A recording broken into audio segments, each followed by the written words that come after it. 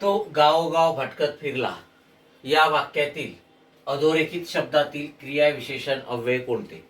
गावोगाव हा शब्द अधोरेखित केलेला आहे आणि हे क्रियाविशेषण आहे. ठीक आहे. फिरण्याची क्रिया कशी झाली? गावोगाव. म्हणजे हा शब्द क्रियापदाबद्दल विशेष माहिती सांगतो. ठीक आहे. म्हणजे ते क्रियाविशेषण अव्यय आहे. कोणत्या प्रकारचं आहे? साधित क्रियाविशेषण अव्यय, सामासिक क्रियाविशेषण अव्यय, सिद्ध क्रियाविशेषण अव्यय, कालवाचक क्रियाविशेषण अव्यय.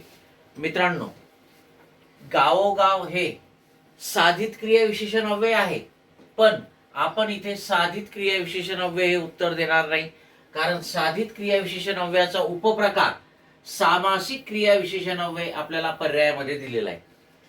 साधित क्रियाविशेषणाचे दोन प्रकार आहेत, प्रत्यय साधित आणि सामासिक. ठीक आहे.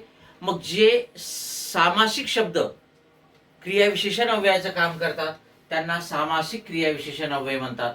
मग हे सामासिक शब्दापासून बनलेले असतात, साधलेले असतात, म्हणून साधितच आहेत.